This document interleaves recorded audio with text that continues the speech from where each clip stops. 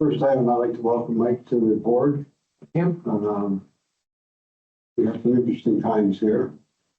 And, but it's always fun. On the agenda, motion would be in order to accept the May meeting minutes. So voted, so ordered. Community Day application. Update from the Wolf Sox and the CAC event approved in April will not proceed due to financial consideration. That was the minutes.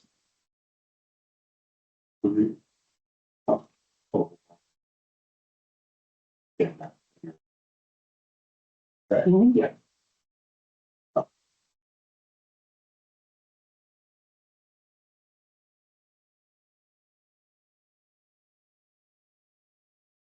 Yeah. That's the application we're hearing today. Yeah. And they're attending remotely. Okay, well, take it away. You got it. So we have a community day application, Reefs Across America. The representative, Kevin Weeks, who applied on behalf of Mass Trucking, is here to present their event that they're looking to do in December. So if you'd like, Kevin, go ahead and explain to the commission what the event's about and the purpose and intent. Sure, will do. Thank you very much, Matthew. I'm not sure we haven't spoken before, I don't think, right? We've just exchanged emails. Correct. Yes. All good. I don't know if the commission members were forwarded any of the information that I sent previously or not, but we will, go into as much depth as you need us to do pertaining to that. I do have Elizabeth Bonner and Tiffany Strout from Reefs Across America on the call. Tam is looking to be the lead sponsor, if you will, of this event. This event is a significant national event, so it's not something that we can pull off without significant help from Elizabeth, Tiffany, and their team. So it's really important that they're on the call and they can easily explain and go into as much detail as you want pertaining to this. What's important for us or important for TAM, just so you know, TAM's a nonprofit organization, been around for about a little over 100 years. We have around 250 members, the large trucking companies all the way down to owner-operators. We have multiple nonprofits in our world. And basically anyone that uses a medium or heavy-duty truck, whether it's construction or traditional trucking, is in our space, and we look to bring them into our space. So we're always looking for different things to participate in. We do participate with Reefs Across America every year, not to this level where we're asking or requesting a stop at Polar Park, but we're excited to do that. It's a significant undertaking, but something that's well worth it. And again, Elizabeth and Tiffany can talk to that a little bit more. We have been in contact with the folks over at Polar Park. They're the ones, obviously, that turned us on to this community day, the CDE type of application, which saves us a little bit of money, obviously, and we appreciate that. And we really feel that this will be something that would be beneficial to your community, to Massachusetts in general, quite frankly, and we're excited to be part of it. So I'm going to hand it over to, well, who wants to run? Elizabeth, Tiffany? I'm not sure who wants to run with this initially to give them an overview of what Reefs is all about. Tiff. Sure. So my name is Tiffany Strout. I'm on Teams on my phone, and I never know what the background's going to be. So I do work for Reefs Across America. That's my son's fishing boat, if you can see over my head. But yeah, I have the honor of being the events coordinator for Reefs Across America. And part of my job, probably the biggest part, is organizing what we call the Escort to Arlington. So back when Reefs Across America started in 2007, We're a nonprofit organization, and the goal and the mission is to remember, honor, and teach. And it's remember those who have fallen, honor those who are serving, and teach the children the value of freedom, the next generation. In doing that, Wreaths Across America Day became something that moved from just Arlington to across the country. And what that day is wreaths are sponsored and placed on the graves of veterans, and their names are said aloud. So this has been going on for 18 years, and part of the convoy purpose is to bring awareness not only about Wreaths Across America to communities, but the veterans and Gold Star families that are in the communities that we pass through. And so the escort to Arlington makes 3 stops a day from Maine down through. And those stops consist of schools, American Legions, parks, battleships, the monuments, just people that want to host and bring awareness to the community of, how many veterans and Gold Star families are in their community. So that's really the goal of this stop, would be to bring that convoy in. It's about a mile long, so it brings a lot of attention. And then people are wondering, what is this, and what are all the cops, and what are all the trucks?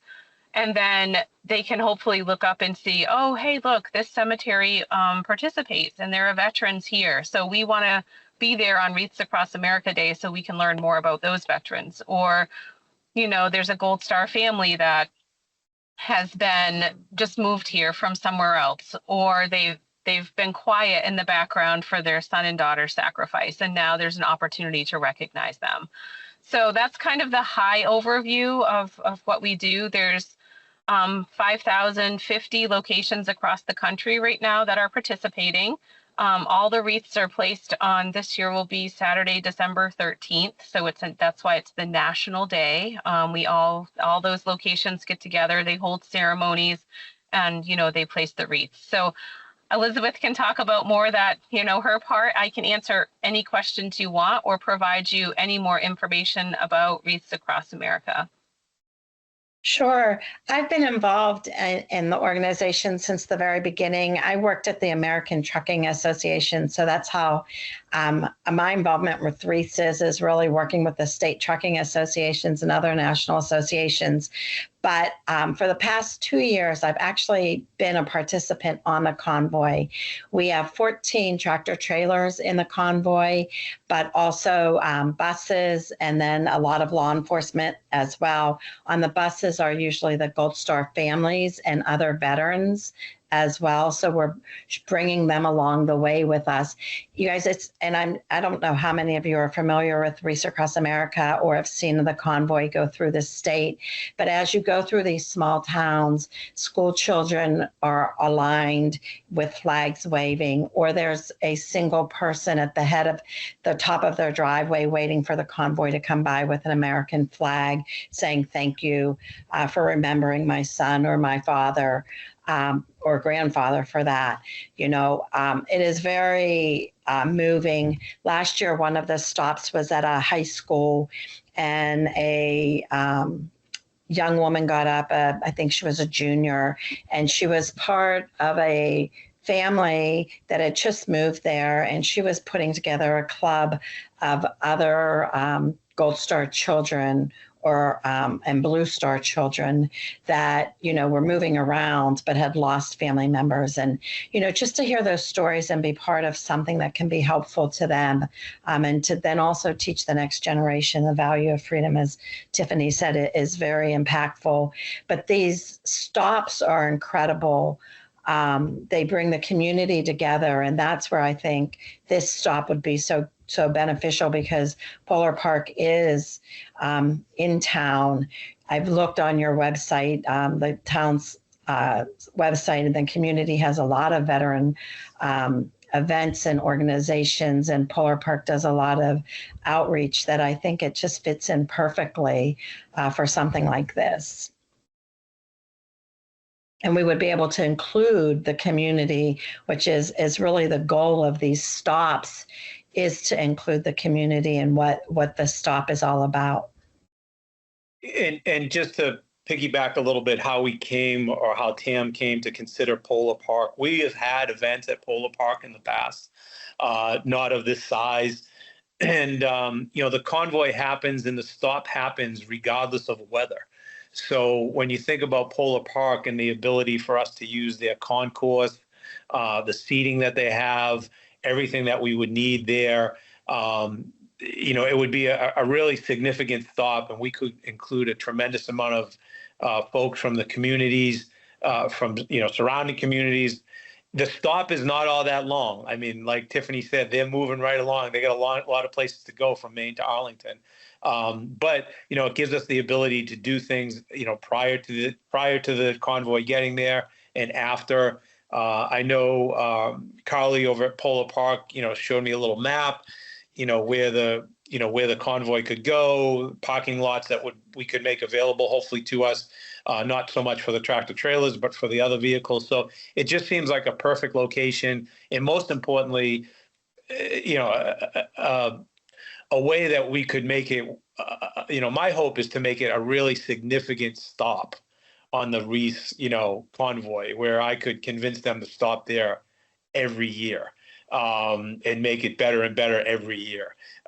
They can't commit to that, but if we make it a great, great stop, it might be hard to say no. So, but 1 year at a time, and we'll see what happens. But we're excited about it. We really think it could be a great thing for the Worcester community. Tiffany, maybe you want to just mention how the law enforcement works together. Yeah, so because we've been doing this for quite a while, there's been some great relationships built along the way for multiple agencies. So with this stop, should it be approved, we will work closely with Kevin and Elizabeth and the Polar Park crew.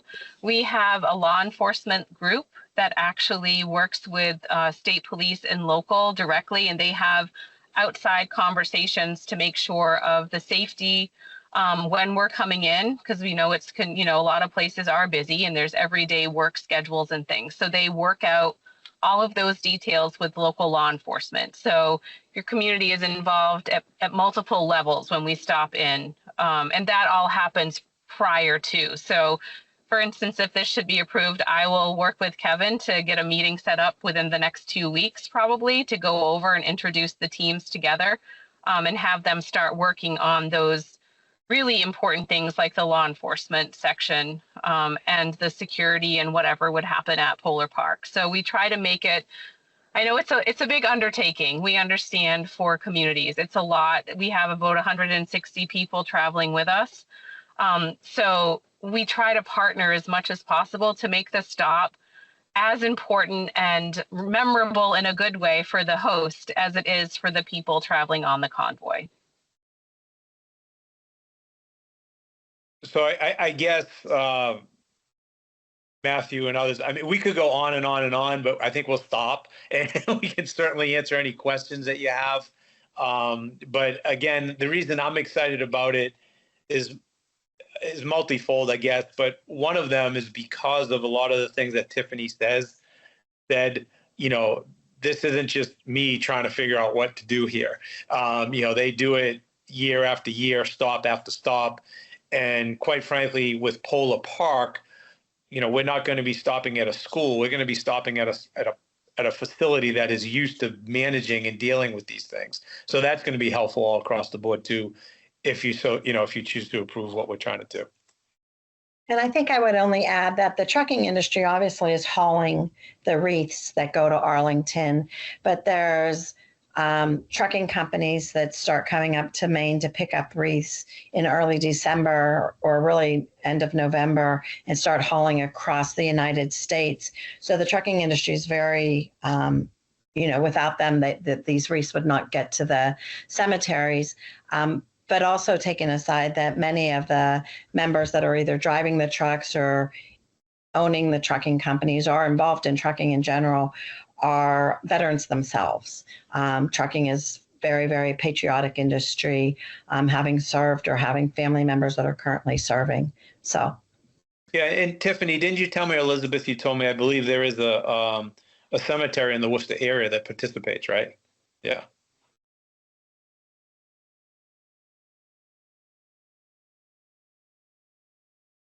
Any questions from the commissioners?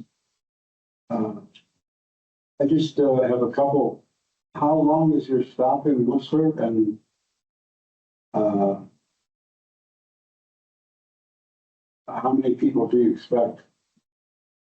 Well, I think the stop is scheduled, Tiffany, correct me, is it 9 o'clock? I forget what time the actual stop is. Yeah. Yeah, we'll be coming in early because it takes a little bit of time to, as you can imagine, park and get people. I say it's like herding feathers in a windstorm based on my experience with getting people to move along. But so my guess is we would be there about 8 o'clock ish to get in and get parked. The ceremony would start around 9:15 ish because we do national flag waving every Tuesday, and we will be there. So it'll be that would be part of the ceremony, is to do and include the national flag waving. And then the ceremony is about 45 minutes. So it's about an hour for actual ceremony, and then we get in the truck and leave. So I always say 2 to 3 hours. We're on a schedule, and that will get more firmed up too as we start the day. But I would say 2 to 3 hours. So from like 8 to 11 we'll be heading down the highway. And as far as the amount of people, as Tiffany mentioned, there's 150 plus or minus people that are part of the convoy per se. We do have enough seating at Polar Park for, I think they told me 275 seats, but it doesn't mean people can't stand as well. And even if we had overflow, that's the kind of the excitement of the Jumbotron to be able to, we'll utilize their services to be able to project the ceremony on the Jumbotron. So if people aren't actually in the area of the ceremony itself, they'd still be able to see it. So when you ask how many people, that's a loaded question. I would hope that we could get, a couple hundred people of our own, if you will, participants, and maybe more. So with the other 150, that's 350, maybe you're talking, 400 people plus or minus, something like that.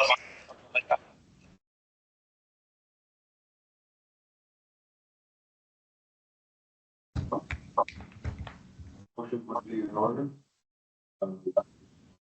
Couldn't think of a better off-season to celebrate up there. And there's no further questions, then the motion to approve is in order. This is John Howard. Got a motion to accept the request. Great.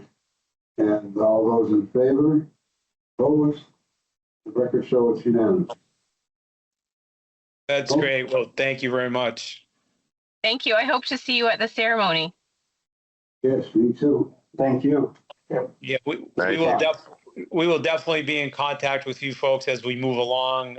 We will probably need a little bit of hand holding or, pointing to the right people to get to the people we want to get to. And if we get stuck, hopefully, Matt, I don't drive you too crazy with questions or whatever, but we're excited to make it happen. Yeah, we'll do what we can. Yeah, don't ever hesitate to ask a question. Sounds great. And we certainly hope you'll all be able to attend as well. Okay, thank you. Thank you. Great. So if you're done with us, we'll log off so you can conclude your meeting. And I also want to thank you. I know your next scheduled meeting wasn't for another 10 or 12 days. And if you push this up on our behalf, thank you very much. But 10 or 12 days means a lot for us. And getting a formal approval is really what we needed to be able to keep pushing forward. A quick question. Your convoy's like a mile long, you said? Correct. How's the logistics going through like the cities and stuff like that? Is that a struggle? How do you manage that? So this is Tiffany. So that's the key point in getting that law enforcement coordination ahead of time. Yeah. So we have a really good core team of law enforcement that sit down and talk with all of the local PDs in between. So not just state police or county, but they actually get down to the people that are working the streets and know the best routes or know the construction or a manhole or something. So that's part of that, team atmosphere that we have, is we try to make sure to get involved the people that can really understand different parts of it. And that's what our law enforcement team does. Yeah, that's awesome. Thank you. Well, thanks again, everybody. We appreciate your time. And Elizabeth, let's plan on catching up first thing Tuesday morning. How's that sound? Sounds great. And we'll get rolling. We'll keep everybody informed every step of the way. And we certainly appreciate your time on this, and have a great weekend. You too. All right, have a good weekend. Okay, take Thank you, care. everybody. Bye-bye. You. What's the date on it? It's December 13th. I believe it's a Saturday. Right? Oh, correct, 9th. Tuesday, I believe. I think it's the 13th. Yeah, so December 9th. Thank you, Joe. December 9th, Tuesday, 8 to 11. Should be on. Yeah. 100%. Saturday is better, but. Hopefully the convoy doesn't go through Kelly Square. No other way. 9 in the morning, attracting for kids. We'll see. Yeah, I'm wondering if they're even using the highway or if they're using more like a Route 20, Route 62, like that type of travel. I wonder. But these are big trucks, right? Yeah, tractor trails or something. And there was just one stuck somewhere, right, in Worcester? Probably. Yeah, you shut the one down. Probably Cambridge Street. It was around that Mill Street area, so, yeah, it just happened, like, I guess, a couple days ago. That's the one that rolled over. I don't know, but they shut the road down, it was No, still that was closed. Mass Pike or all. Oh, okay, that was the man. That was just in. Oh, yeah. That's why 290 was, because everybody was avoiding. Where were So when the convoy comes through, I mean, when they come to Polar Park, they're bringing the trucks too? I don't think they plan on stopping, from what I heard. Or they're just gonna ride right through? They kind of I ran think through. we'll stop, but Yeah. the families are coming for the event. Yeah. Yeah, I believe they do stop. So we're planning to park them on Summit Street and Washington Street and have them park along that area, as well as potentially some of the parking, so the parking lot. And again, this is where they'll work with the city, and then have the parking lot across from the ice rink be where some of those cars park. Okay. That's gonna be interesting. Mhm. It'd be nice if they could come down Gold Star Boulevard. But I feel more people would be aware. For neighbors, it's really nice, but I'll open up a lot for some of the big rigs to park in. But it'll work itself out. That's the wonderful logistics that Sarah helps with on this. And of course, they've got their own team working with all the other local authorities. So it will be an event because you can't ignore it on a Tuesday morning. People will see it coming in, which is in a way kind of the purpose. Yeah, I'd like to see that. That's gonna be interesting. So Sarah, did Robert actually stick around or has he retired? He always threatened retirement. Nope, Robert is still here. He said he did not accept the invite. He was not available today. I think he had to pick his daughter up from the airport. He did not give me any updates for him and operational stuff. I do know at the moment we're going through what we call our CapEx projects. So I know once those are confirmed, I feel like that's probably what he'll report on next time. Okay. Thank you. I think Sarah's little. Sure. You got any updates on past and future events you'd like to bring up? I do, yeah. So past events, I think the biggest one to note is we did Cosmic Baseball at Polar Park in August. So We turned off all of the lights. We put on some black lights and we played baseball in the dark under black lights. Between the 2 days, it brought 12,000 people into the ballpark, which was awesome. We had about 6,000 each night. And we're getting the statistics, but from just hearing things from fans, we're thinking more than 50 of the fans were new fans to Polar Park. They had never been, and many of them weren't even from the Worcester area. So that was a big event that we did in August. And then upcoming events to note, we have our police fire game on September 8th. So this is the Worcester Police Department versus the Worcester Fire Department. They play a baseball game here. Our Woosocks Foundation is the one who helps put this on. So that will be on Monday, September 8th this year. And I believe last year, the police department, I don't know. It goes back and forth. So they're definitely ready. They've been practicing. They've rented out the batting tunnels downstairs. So they're always very excited for that game. What else? And then on October 4th, we have Irish Festival. That's one that normally brings in a good amount of people. I think the hope is 3,000 this year. But we play Gaelic football on the field as well as hurling. So they'll do a combination of the two.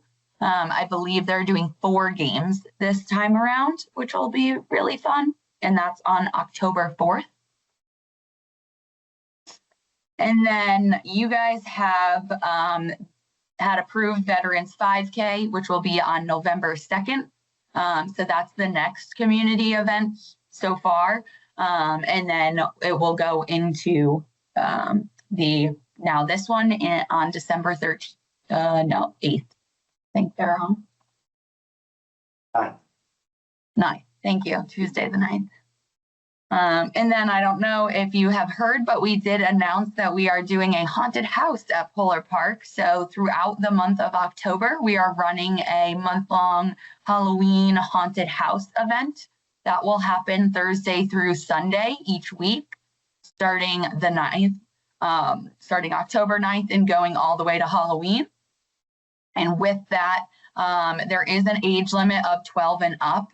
Ages 12 through 15 have to be accompanied by an adult, and then 16 and over, they can be there on their own. They do just need a waiver signed. And then we will have family-friendly days on Saturdays and Sundays. So that will be more your fall festival type, decorate your pumpkin, go through a smaller type of maze. And the haunt will not be open for those days, for those hours. That's very much focusing on the family-friendly atmosphere. And we wanted to make sure that this event hit both of those. So we could hit, the folks who like to be scared and enjoy Halloween in that way, and then the folks who want to just come to a family fun fall festival. And those are the big ones. The next question came up, do we feel that we still want to meet in a couple weeks, or do we want to just use this as our meeting for September or in lieu of the September meeting? I didn't know how, right now we are scheduled for September 10th, but I didn't know what the commission's opinion on that was. Is there anything in the pipeline that you're working with that we might need a meeting on the 10th? Nothing brought to my attention. I don't know. Sarah, no? I don't think so. I think this was the big one. Okay, yep. And there's another thing in the pipeline, but it's for like a year out, correct? You're talking about something maybe in 2026 might be coming up. So yeah. That's no rush. Well, I think it's up to the commission if we want to have a meeting. Otherwise, we could just meet in October on our usual second Wednesday. Well, that's, if that's what you want to do. I think we'd be left with just approving the minutes on the 10th and nothing else on the agenda, so.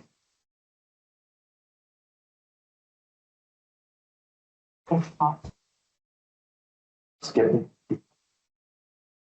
So let's do that. Let's skip the September 10th and go to the October. Over 8? Yeah, the 8th.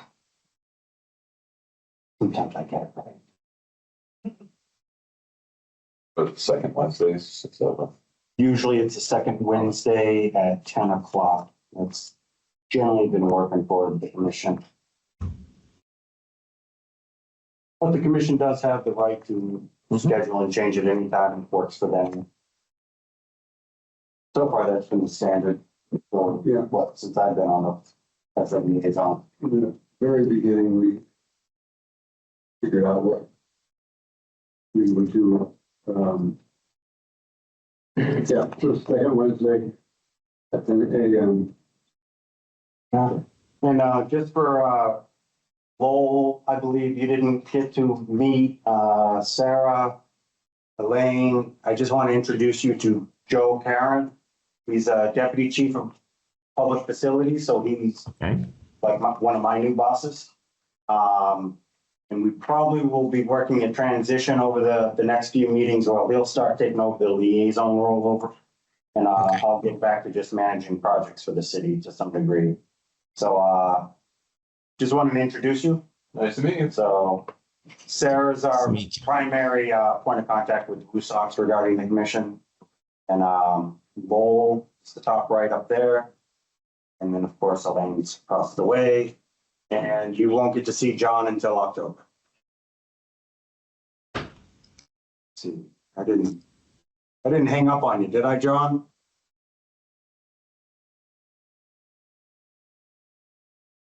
Did he hang up on you? You might have got Is sick. he in the States or still? Well, I don't know where he was, but he said he was gonna call in. So apparently I hung up on him or vice versa, but decision's been made. I'll make sure that everybody understands that we'll meet on October 10th. We'll go through the same usual thing. I try to get out all the information about a week ahead if I can. This was a little impromptu, so I'd like to say thank you to all of you for making this happen. We actually had a full commission outside of the vacant position, so all 6 members that are currently appointed. Hey, so thank you all. Yeah, welcome. Motion to adjourn or voting? 10:35.